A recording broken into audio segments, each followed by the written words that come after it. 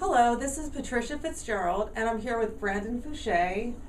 He's a dog rehabilitation expert, which is so amazing because, as we know, dogs and people have an amazing bond, and we read about the health benefits of dogs. It just seems like we're in the culture of the dog right now. Absolutely. And people think they're so cute, and they are, and yet millions of dogs are dying in shelters. That's the reality.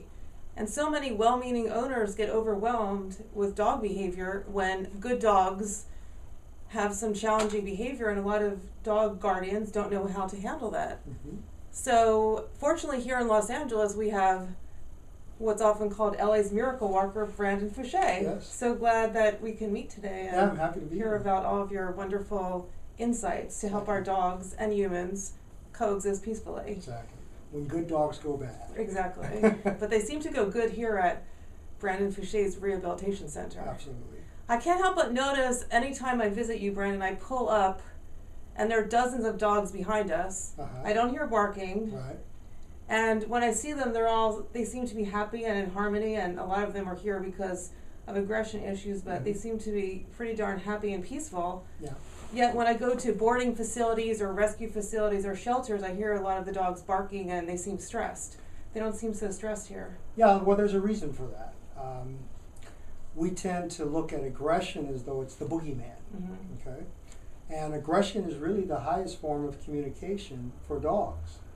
It may not be the best, but it's completely understood in the animal world. And so what the human has to understand is that aggression is really a dog that's acting out of stress, frustration, and that's usually what we put on them, unknowingly. And so we respond to the result of the aggression, the effects of it. And that's what keeps us from socializing our dogs because we don't understand it. Right. We cannot possibly believe that we are the culprit that produced this negative behavior in our dogs when our purpose is to show love and affection.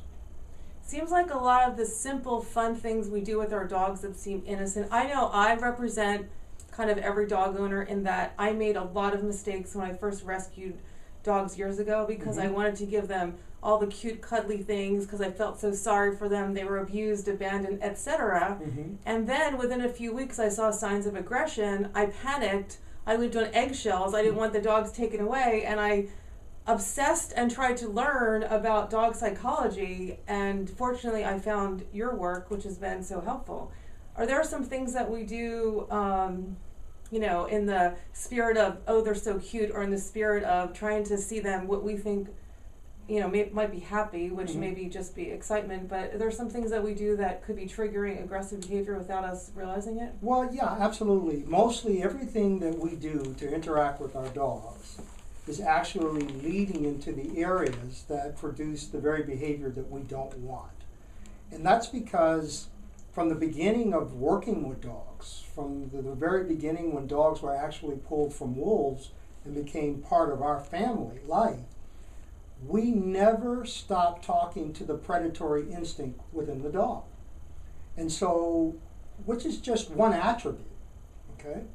And so, because we practice playing ball and chase and giving them toys and things to do with their mouth, okay, that is actually related to killing, to survival, for food, that we are actually producing a behavior in them that is really only related to food. But because food is not involved, in other words, when they chase something to kill it, it's to satisfy the circle of life. But when we take an inanimate object, like a ball, and throw it, and it doesn't satisfy the stomach, then it turns into a neurotic behavior. And that's why dogs can, after chasing a ball or a frisbee or a stick, can very easily transfer that aggression to a skateboarder or a bicyclist or even a jogger, because it's really simply something that's moving in the opposite direction that we taught them to go after, which is not normal.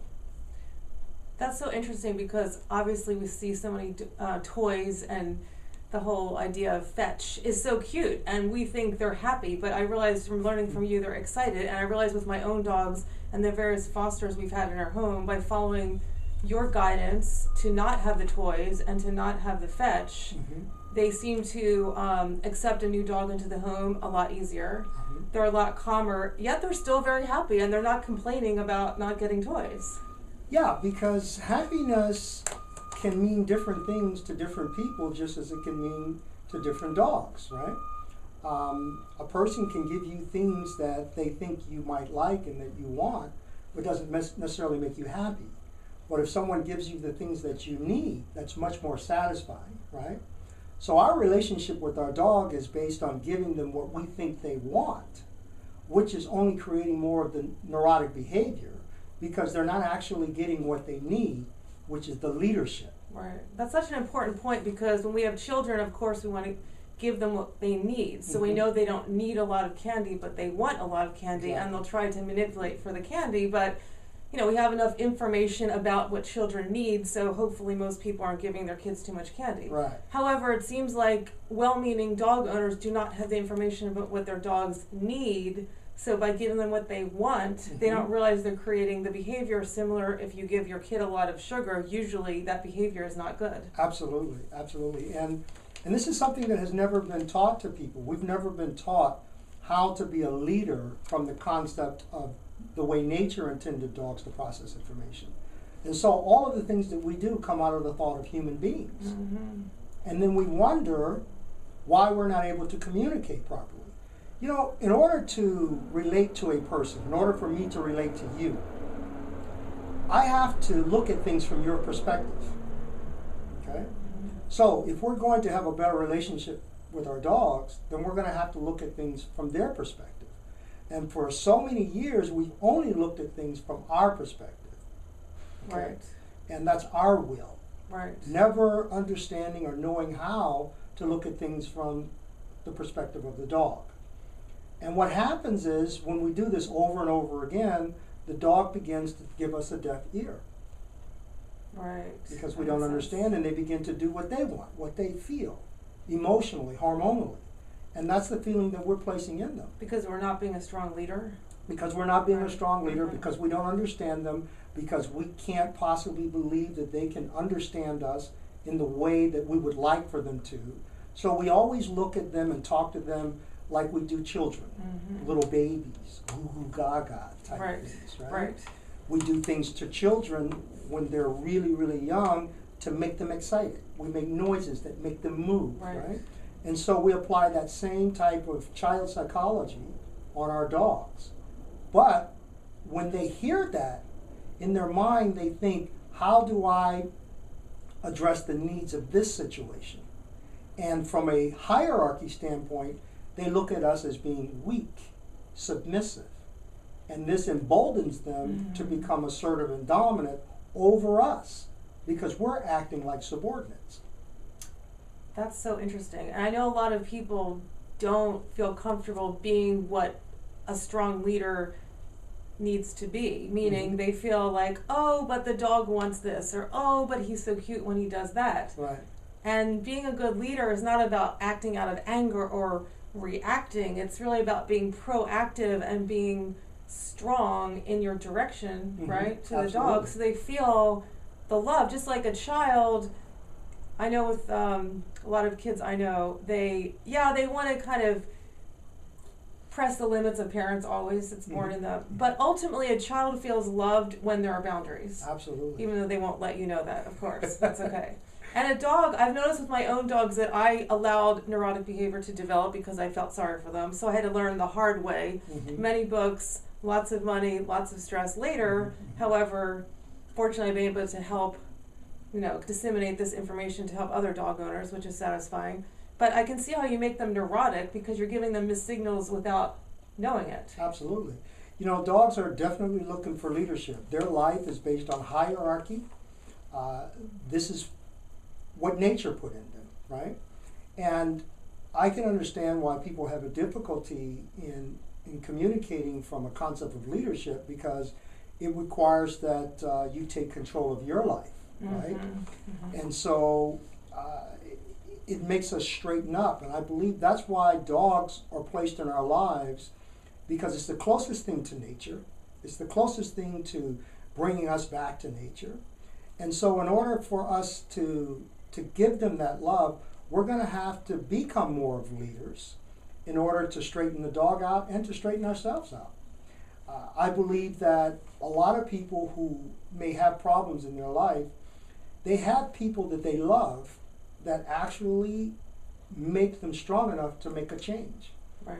And I believe that if people love their dogs, like they say they do and like we hear about and we see, then if they're given concrete information that they can stand on, that's truthful, that they will make the change to become a leader, if not for themselves, for the dog. And inadvertently, they will become what we need to become for ourselves. Absolutely. Mm-hmm. And so I learned from you that being a strong leader does not mean that you've taught your dog to sit down or heel. Right. They are tricks, right? Absolutely. The difference is being a trainer or having a trained dog is different than being a leader, right? Yes, we've always had a very robotic type of communication with our dog. Sit, stay, come, heel, down. And in all my years of working with dogs, I never met a dog that didn't know how to do those things. They come here knowing how to do it, but they do it for a different hormonal reason.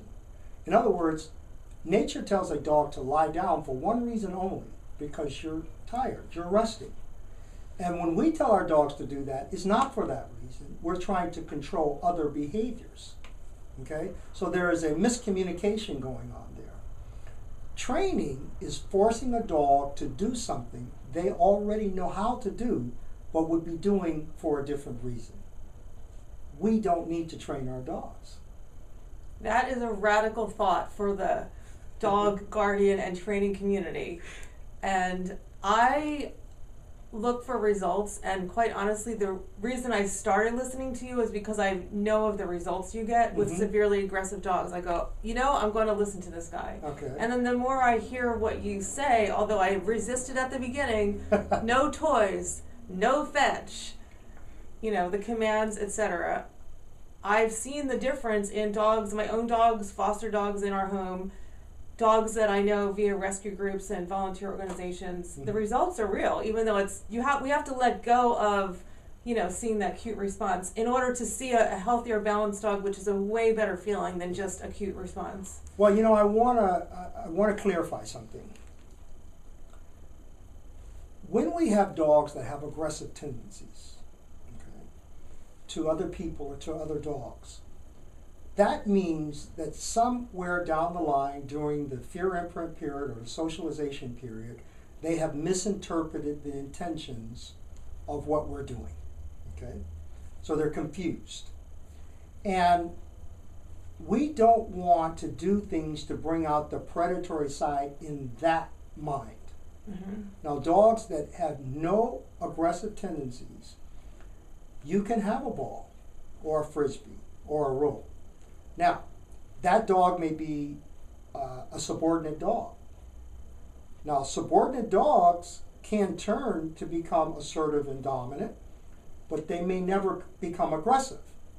But if you have an alpha or a beta or even a runt that misinterpret our intentions, that have some aggressive tendencies, it can turn into aggression. And so because they are already aggressive, we don't want to do things that make them use their mouth to solve problems. Okay.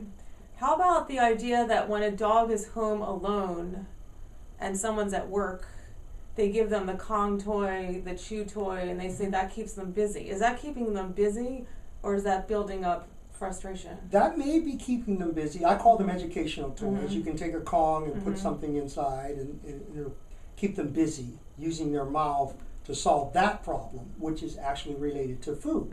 Right. So that's exactly. okay. Right, okay. But when you are giving them stuffed animals that look like little animals that have squeaks in them, then what is the education that we are teaching them at that point? That killing is what you do. Right. And so the little Pomeranian that just moved in next door that makes little squeaky noises, when it gets out and your dog grabs him, bites him, shakes him and kill him, and then we say he's never done anything like that before, well, he's been practicing all this time. So we have to be careful. If we were to humanize this Let's say we give a child a toy gun to play with, and everyone in the house plays the part of being shot. And then one day he goes into his father's drawer and gets his real gun and shoots someone, and now we want to sit down and tell him that guns are terrible. That's a great analogy. So, considering I represent the naive dog owner who made all the mistakes, would you advise when people bring a dog home that they've just adopted or rescued that they wait for a period of time before even thinking of introducing toys and balls, just to really assess the behavior and let the dog, acclimate to the home and the other dogs? Right. There is no difference when the relationship that you have with a dog is just like having a relationship with a person. If in the beginning we take our time, very social-like, and we don't become too excited about things, and we make the right decisions and judgments, it makes for a better relationship. If we bring our dogs home and we begin with the excitement, with the toys, with the energy, with the hyper love and affection and sleeping in beds and doing all of these things, we are producing a hormone within our dog that we are telling them to connect to. We're telling them that happiness and love and affection means excitement. And it doesn't. Excitement means excitement. But excitement was related to the hunt, okay? Which is all related to the toys and the chewing and the biting. So we don't want to do that. We want to be leaders for our dogs. If what we want in the end, if we look down that rabbit hole, at the end of that hole, if what we want is a nice, calm dog, then that's what we need to be doing from day one. Leadership. Are there any specific leadership guidelines that you would have for either a first-time dog owner or someone who's realized that they may have overstimulated their dog and they want to take leadership back? Are there any baby steps one could take to understand that leadership role? Well, yeah, there are many baby steps. I usually like to ask a person, first of all, why do you want a dog? What is your purpose? And sometimes that's the key to solving all of their problems. If they want a dog because they want to do agility courses and all of these exciting things, then that reason for getting that dog is what you're going to imprint on that dog. And that's what you will end up having. So we have to be careful with that. If we want a nice, calm dog, then we need to first start off by showing the dog, this is where you sleep, this is where you eat, this is where you eliminate. This is how we ride in the car. More education with no excitement involved. We need to let them know what we don't like. Okay? That's more important than what we do like. What is off limits is more important than what they can have.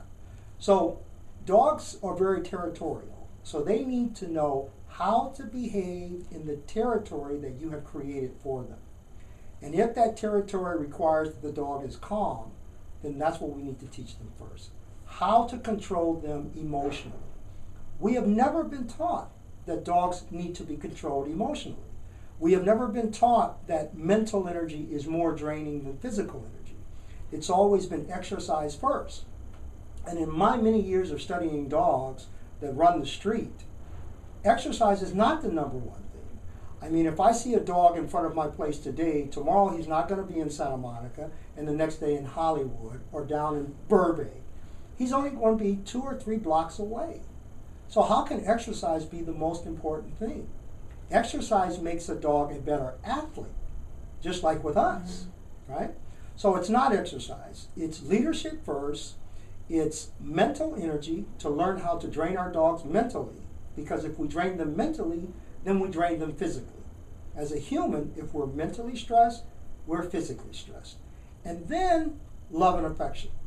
But the funny thing is, if you do the first two, that is a representation of love and affection for a dog. Because in a pack, the leader is not taking them to Disneyland or handing out treats. They are hardwired to understand that when they are with a strong leader, then that means love, that means happiness, that means security. And if we were to humanize this, and I believe that we should humanize things because we are humans, but we must take a deeper approach to this from the psychology of the dog's mind and say that if we humanize this, what do we want from our dog? We want our dog to feel secure. If we're with a human being in our life, we want to feel secure more than we want things. Absolutely. Yeah. Mm-hmm. And that's how we should be thinking. We're going to have a paradigm shift in our thinking to say, you know, we've been looking at dogs from a very elementary point of view. A sit, stay, come, and heel. And that's it. When they are much, much more than that. To me personally, they're like superheroes because they possess those qualities. They can smell body parts underwater. They can track you for miles. They can tell if you're having a seizure or a heart attack, right? Right. So if we've got a creature that has that ability, then why are we trying to teach it how to sit? That reminds me of, I love the slogan on the back of your t-shirt. Oh, yes. A dog's mind is a terrible thing to waste. Yes. Yeah, because what you're saying, it seems like every other week we're learning about an amazing attribute of a dog. There was a dog in Italy in the news recently whose owner died, and the owner went to Catholic Mass every day. Right. And then the owner died, and the dog still goes to Mass every day at the same time, and the Yes. priest lets him stay there, and the community takes care of them. And we hear about dogs helping people with diabetes. And Yes. right. And instead we're sometimes wasting their mind, not knowing how to enhance what their attributes are. Yeah, and it's because we're exercising our will. We're not thinking about the will of the dog. And I really, truly feel blessed being in the presence of my dogs because they have taught me to be a better person.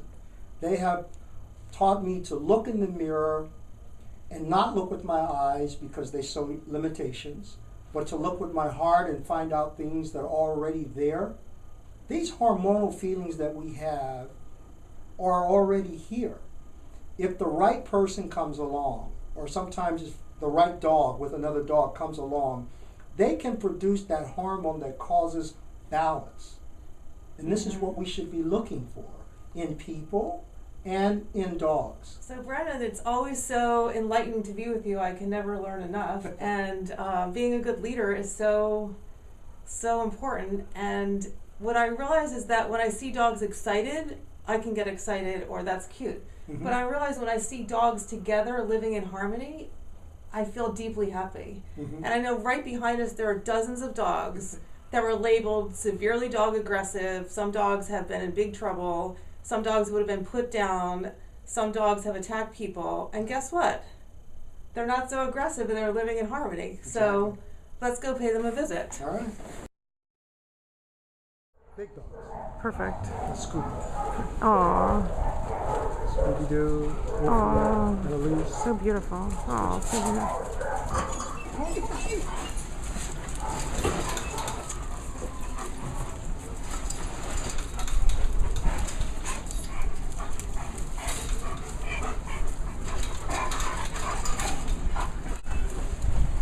So these are the dogs that were considered dog aggressive? Oh yeah. They look pretty happy to me. Here, dog aggressive, people aggressive, dog aggressive, dog aggressive, dog aggressive, dog aggressive. Everyone here is dog aggressive. And why are they so friendly and happy and not appearing to be dog aggressive? Well, whenever we can reduce the stress level in a dog, they can begin to think in a balanced way. Then we introduce them to stimulant that they would before would be stressed about.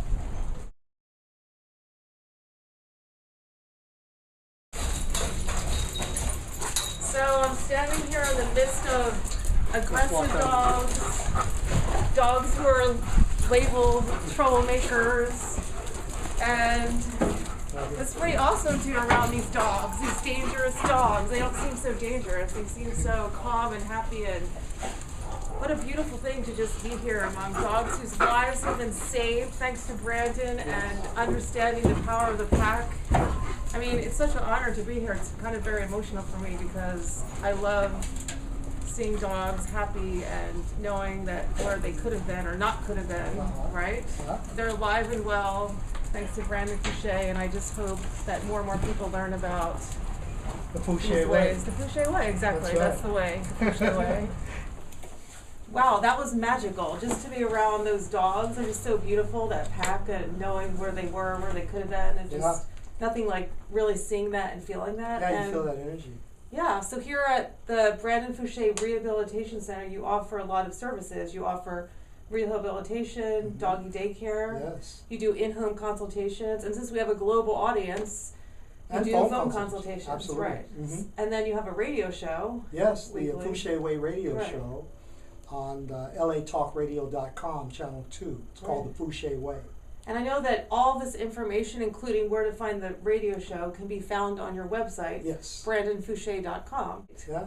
What a wonderful time to meet with you. I look forward to more discussions. There's so much more to talk about, so much for you to share. Yeah. And thank you for doing what you do and saving thousands of dogs' lives, and families' lives have been enhanced by reducing the stress that they've had and being able to have that harmony and that right relationship with their canine companions. Yeah, that's why it's important we call it the Fouche Way, because it's communicating with dogs in the way that nature intended dogs to process information. Right. That's where the Fouche Way. Absolutely. I'm a fan of the Fouche Way. All right. Thank you, Brandon. You're Thank very you so welcome. much. Thank you very much. Hello, this is Patricia Fitzgerald, and I'm here with Brandon Fouche. He's a dog rehabilitation expert, which is so amazing because, as we know, dogs and people have an amazing bond, and we read about the health benefits of dogs. It just seems like we're in the culture of the dog right now. Absolutely. And people think they're so cute, and they are, and yet millions of dogs are dying in shelters. That's the reality. And so many well-meaning owners get overwhelmed with dog behavior when good dogs have some challenging behavior, and a lot of dog guardians don't know how to handle that. So fortunately here in Los Angeles we have what's often called LA's miracle walker, Brandon Fouche. Yes. So glad that we can meet today and Yeah, I'm happy to be hear here. about all of your wonderful insights to help our dogs and humans coexist peacefully. Exactly. When good dogs go bad. Exactly. But they seem to go good here and been so helpful.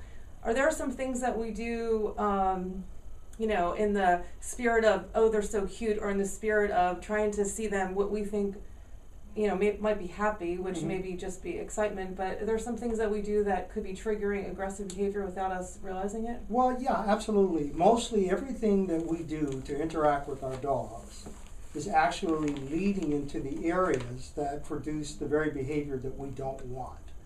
And that's because from the beginning of working with dogs, from the very beginning when dogs were actually pulled from wolves and became part of our family life, we never stopped talking to the predatory instinct within the dog. And so, which is just one attribute, okay? And so, because we practice playing ball and chase and giving them toys and things to do with their mouth. At Brandon Fouche's Rehabilitation Center. Absolutely. I can't help but notice anytime I visit you, Brandon, I pull up and there are dozens of dogs behind us. I don't hear barking. Right. And when I see them, they seem to be happy and in harmony, and a lot of them are here because of aggression issues, but they seem to be pretty darn happy and peaceful. Yeah. Yet when I go to boarding facilities or rescue facilities or shelters, I hear a lot of the dogs barking and they seem stressed. They don't seem so stressed here. Yeah, well, there's a reason for that. We tend to look at aggression as though it's the boogeyman, okay? And aggression is really the highest form of communication for dogs. It may not be the best, but it's completely understood in the animal world. And so what the human has to understand is that aggression is really a dog that's acting out of stress, frustration, and that's usually what we put on them, okay? That is actually related to killing, to survival, for food, that we are actually producing a behavior in them that is really only related to food. But because food is not involved, in other words, when they chase something to kill it, it's to satisfy the circle of life. But when we take an inanimate object like a ball and throw it, and it doesn't satisfy the stomach, then it turns into a neurotic behavior. And that's why dogs can, after chasing a ball or a frisbee or a stick, can very easily transfer that aggression to a skateboarder or a bicyclist or even a jogger, because it's really simply something that's moving in the opposite direction. that we taught them to go after, which is not normal. That's so interesting because obviously we see some. Unknowingly. And so we respond to the result of the aggression, the effects of it. And that's what keeps us from socializing our dogs, because we don't understand it. Right. We cannot possibly believe that we are the culprit that produced this negative behavior in our dogs when our purpose is to show love and affection.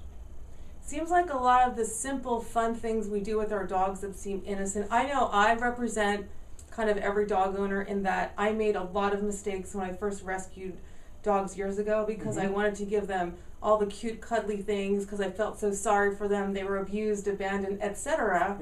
And then within a few weeks, I saw signs of aggression. I panicked. I lived on eggshells. I didn't want the dogs taken away, and I obsessed and tried to learn about dog psychology, and fortunately I found your work, which is